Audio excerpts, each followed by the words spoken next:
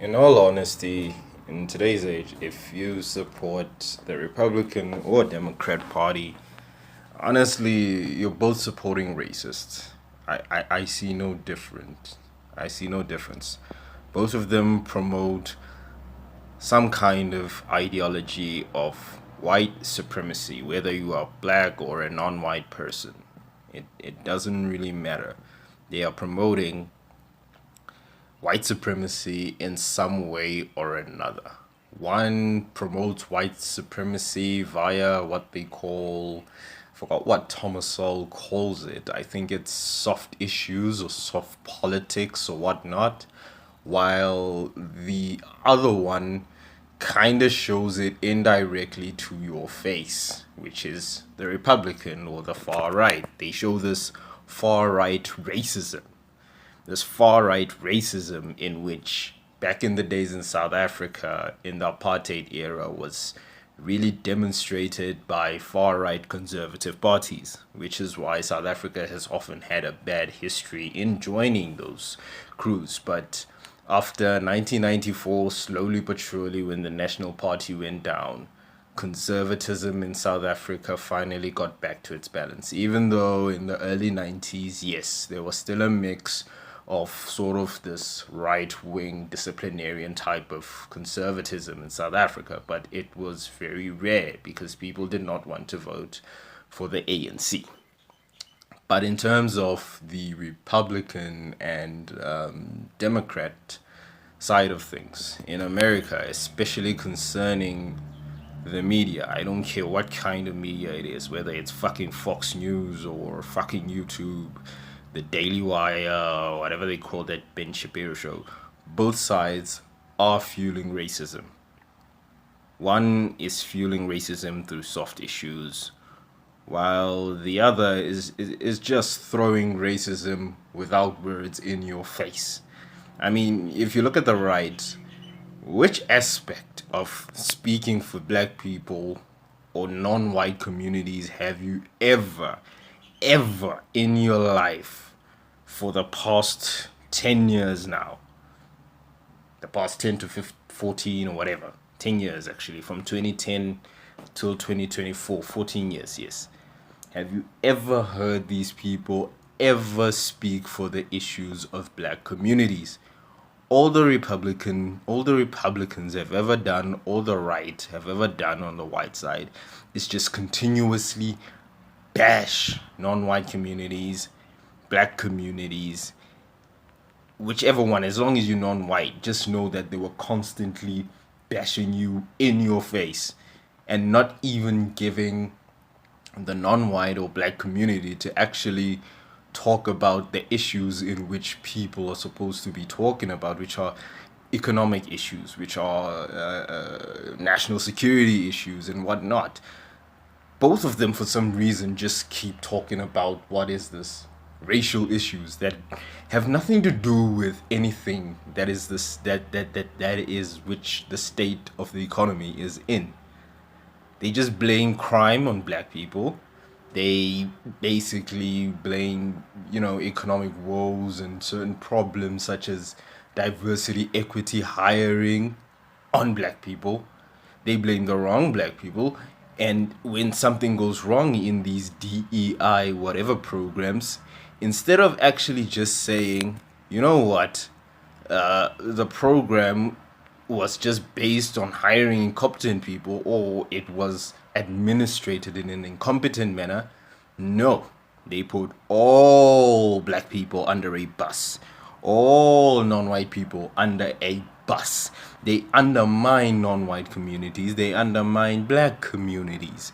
Meaning that if you were to actually go in a right-wing channel and whatnot, you really have no right to object any kind of argument. When you actually look at it closely, you have to agree with everything they say. I mean, the Democrats are just straight up low key racist, but at least they actually they actually let you oppose the bullshit that they say and call them fucking retards.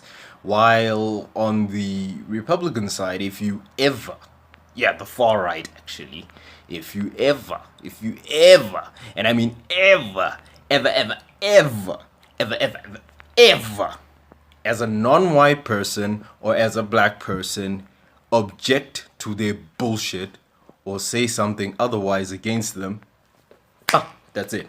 You're out. They're gonna kick you out of the circle. Look at what they did to Candace Owens. Look at what they did to people like Ben Carson when they started talking about issues of the black community. They just marginalized them. You'd think that the left would do that, but at least the left does it in your face. They don't. They kick you out of their circle. You know why? Because they want you to forever remain a Negro. They want you as a non-white person to forever remain under them. They want their dumb rednecks to be above you. They want their dumb rednecks to put their fucking knee, their fucking foot on your neck. That's what they want to do. That's what they always intended to do. And let me tell you something about their little arguments or this whole controlled opposition thing. It's fixed. It's planned. It's planned. They don't pick non-white people or black people who have a real conscious mind or some level or a level of critical thinking and analysis to argue against them. They don't want that. They're gonna pick your Umar Johnson's, your Officer Coon Tatum, Brandon Tatum, yeah. They're gonna pick guys like that. Guys whom they know that they can control them. Controlled opposition, this is what I'm saying. They don't want a non-white or black person that can critically evaluate things and critically argue against them, even within the communities. If you do that, they're gonna kick you out of their circle. They're gonna kick you out of their circle. And they don't care. They don't care. They're gonna shut you out. If you dare press or criticize their issues, they will shut you out their circle and they will ridicule you first. The right will ridicule you. Look at what happened to Candace Owens on the Ben Shapiro show. Although I do believe that Candace Owens is a puppet herself. She's still part of the whole controlled opposition clique. It's just that when it backfired on her, like, holy shit. You know, they're expecting the whole black community to freaking react. Like, oh, for fuck's sake, man. You married a white man and then you were advocating for things like white racism against white people that doesn't even exist. And speaking about racism against white people, here's one thing that most people do not see when it comes to these shows like Daily Wire, Megyn Kelly, and that guy who hates black people, Ben Shapiro, and Charles Kirk.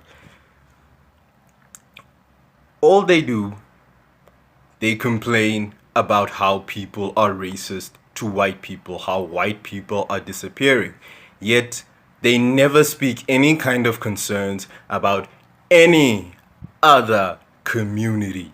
They don't speak any concerns about the non-white communities. They don't speak about concerns about the black communities, or what we call the African American communities of the world. They don't give a damn about that.